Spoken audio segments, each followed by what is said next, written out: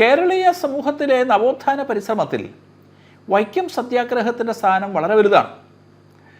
ഇന്ന് പലരും ചിത്രീകരിക്കുന്നത് പോലെ പിന്നോക്ക ജനവിഭാഗങ്ങളും മുന്നോക്ക ജനവിഭാഗങ്ങളും ചേർന്ന് നടത്തിയ സംഘർഷത്തിൻ്റെ ഒടുവിൽ പിന്നോക്ക ജനവിഭാഗങ്ങൾ സമത്വം പിടിച്ചു വാങ്ങി എന്നുള്ള തരത്തിലൊക്കെ ചിത്രീകരിക്കുന്നുണ്ട്.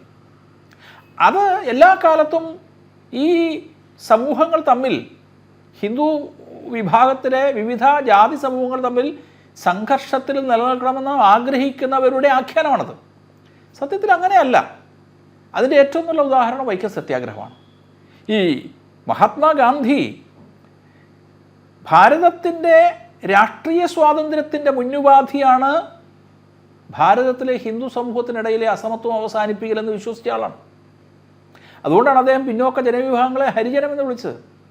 ജ്യോതിറാവ് ഫൂലെ ദളിതർ എന്ന് അഭിസംബോധന ചെയ്തത്. ഈ പിന്നോക്ക ജനവിഭാഗങ്ങൾക്ക് ക്ഷേത്രപ്രവേശനമല്ല സത്യത്തിൽ വൈക്കം സത്യാഗ്രഹത്തിൽ ആവശ്യപ്പെടുന്നത്. ക്ഷേത്രത്തിന് ചുറ്റിലുമുള്ള പൊതുനിരത്തിൽ സഞ്ചാര സ്വാതന്ത്ര്യമാണ്. നോക്കൂ, എത്ര ഭീകരമായ അവസ്ഥയായിരുന്നു നോക്കൂ. ഒരു ന്യൂനപക്ഷ പൗരോഹിത്യ അനുബന്ധ വിഭാഗങ്ങൾക്ക് മാത്രമേ ക്ഷേത്രപ്രവേശനമുണ്ടായിരുന്നുള്ളൂ എന്ന് മാത്രമല്ല, ക്ഷേത്രത്തിൻ്റെ പരിധിയിലുള്ള പൊതുനിരത്തിലൂടെ സഞ്ചാര സ്വാതന്ത്ര്യം പോലും മറ്റുള്ളവർക്കില്ല. അപ്പോൾ പലരും കരുതുന്ന പോലെ ഗുരുവായൂർ സത്യാഗ്രഹം ക്ഷേത്രപ്രവേശനത്തിന് വേണ്ടിയുള്ളതായിരുന്നില്ല. ക്ഷേത്ര പരിസരത്തുകൂടിയുള്ള പൊതുനിരത്തിൽ സഞ്ചാര സ്വാതന്ത്ര്യത്തിന് വേണ്ടിയാണ് ആ പ്രക്ഷോഭം നടക്കുന്നത്. അത് 1923 കാക്കിനാഥയിൽ വെച്ച് നടന്ന കോൺഗ്രസ് സമ്മേളനത്തിൽ TK മാധവനാണ് ആദ്യം ഈ ആവശ്യം ഉന്നയിക്കുന്നത്. സ്വാതന്ത്ര്യ സമരത്തിൻ്റെ മുന്നുപാധിയായി അസമത്വങ്ങൾ അവസാനിപ്പിക്കാൻ ഉള്ള ഒരു പ്രക്ഷോഭം ആവശ്യമാണ്. അതിന് ഈ പൊതുനിരത്തിലൂടെയുള്ള സഞ്ചാര സ്വാതന്ത്ര്യം പട്ടിക്കും പൂച്ചയ്ക്കും വഴി നടക്കാം. പക്ഷേ ഹിന്ദുക്കൾക്ക്, ബഹുഭൂരിപക്ഷം വരുന്ന ഹിന്ദുക്കൾക്ക് ക്ഷേത്രത്തിൻ്റെ പരിസരത്തൂടെ പോലും നടക്കാൻ പറ്റില്ല എന്ന് പറയുന്ന ഈ അസമത്വം ഇല്ലായ്മ ചെയ്യണം. അങ്ങനെ ഇൻ്റർനാഷണൽ കോൺഗ്രസ് ഈ സമരത്തിന് അനുമതി കൊടുക്കുന്നു.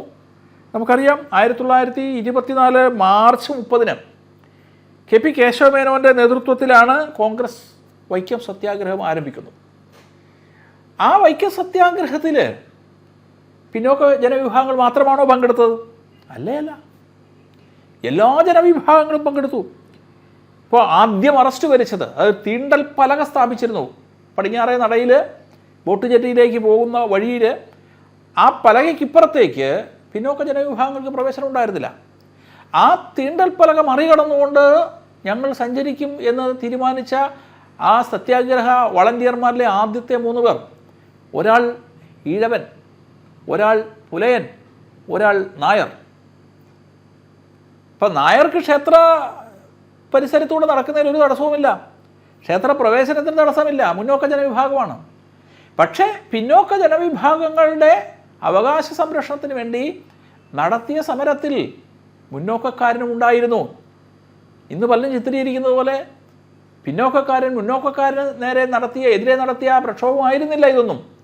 എല്ലാവരും സംയുക്തമായിട്ട് ഒരു മാനവിക മൂല്യത്തിൻ്റെ പുനഃസ്ഥാപനത്തിന് വേണ്ടി, ജാത്യതീതമായൊരു സാമൂഹ്യ രചനയ്ക്ക് വേണ്ടി നടത്തിയ പ്രക്ഷോഭമായിരുന്നു വൈക്കം സത്യാഗ്രഹം. അതിൽ ആ സമരത്തിൽ ഏറ്റവും ശ്രദ്ധേയമായ കാര്യം എന്താണ്? മഹാരാജാവിന് നിവേദനം കൊടുക്കാൻ വേണ്ടി 25,000 വരുന്ന സവർണ ജനവിഭാഗങ്ങൾ മന്നത്ത് പത്മനാഭൻ്റെ നേതൃത്വത്തിൽ തിരുവനന്തപുരത്തേക്ക് നടത്തിയ ജാഥയുണ്ട്. പിന്നോക്ക ജനവിഭാഗങ്ങളുടെ സഞ്ചാര സ്വാതന്ത്ര്യത്തിന് വേണ്ടി മുന്നോക്ക ജനവിഭാഗങ്ങൾ നടത്തിയ സവർണ ജാഥ എന്നാണ് അതിൻ്റെ പേര്. ആ സവർണ ജാഥയ്ക്ക് വർക്കല ശിവഗിരിക്കുന്നിൽ നാരായണ ഗുരുദേവൻ്റെ സവിധത്തിൽ പോയി ദർശനം നടത്തി അനുഗ്രഹം വാങ്ങിയിട്ടാണ് പോയത്. അപ്പം ഈ ജാതികളൊന്നും സംഘർഷത്തിലായിരുന്നില്ല. ഒരു പിടി പൗരോഹിത്യവും മാടമ്പിമാരും അടിച്ചേൽപ്പിച്ച ജാതിയെ കുടഞ്ഞെറിയാൻ വേണ്ടി സവർണനെന്നോ അവർണനെന്നോ ഭേദമില്ലാതെ ഒത്തൊരുമിച്ച് നടത്തിയ പ്രക്ഷോഭമാണ് വൈക്കം സത്യാഗ്രഹം. ആ വൈക്കം സത്യാഗ്രഹം ആത്യന്തികമായി വിജയിച്ചു എന്ന് നമുക്ക് കാണാൻ സാധിക്കും. ക്ഷേത്ര പരിസരത്തോടെയുള്ള പൊതുനിരത്ത് തുറന്നു കൊടുക്കേണ്ടി വന്നു എന്നുള്ളതാണ്. ഇതാണ് പിന്നീട് ക്ഷേത്രപ്രവേശന വിളംബരത്തിലേക്ക് പുരോഗമിക്കുന്നത്.